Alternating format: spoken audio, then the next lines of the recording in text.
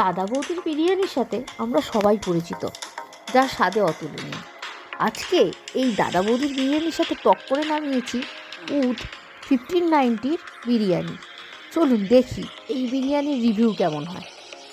আজ অনলাইনে অর্ডার করলাম মুর্গ আওয়াদি হান্ডি বিরিয়ানি। পার্সেলটা ধীরে ধীরে আনর্যাপ করে এবার বেরিয়ে এলো আমাদের সেই বিরিয়ানি। আমার এই আওয়াদি হান্ডি বিরিয়ানিটা ছিল দুজনের জন্য। এর মধ্যে ছিল 2টো ডিম, 2টো চিকেনের পিস। চিকেনের সাইজগুলো কিন্তু খুব একটা বড় ছিল না, এতে কিন্তু কোনো আলু নেই। আর বাঙালি আলু ছাড়া বিরিয়ানি আমরা ভাবতেই পারি না। এখানেই তো দাদা বৌদির থেকে পিছিয়ে গেল। এবার আসি রাইসের কোয়ান্টিটি, যা দুজন বিরিয়ানি লাভারের জন্য কিন্তু এনাফ না, কিন্তু তারা একটু কম খান তাহলে ঠিক আছে। আর অ্যারোমাটা কিন্তু বেশ ভালোই, কিন্তু দাদা বৌদির বিরিয়ানির মতো সেই ঘিয়ের যে মোমো গন্ধ সেটা কিন্তু মিস করলাম।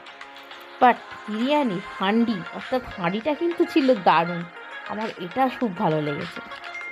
এই বিরিয়ানির সাথে ছিল একটা ভীষণ ছোট কন্টেনারে খুব সামান্য পরিমাণ রায়তা, যা একজনের জন্য তো এনাফ নয়, সেখানে দুজনের কথা ছেড়েই দিলাম।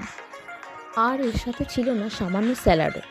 যাই হোক, উদকে আমি দেব 6 আউট অফ 10 আর দাদা বৌদিকে দেব 9 আউট অফ 10।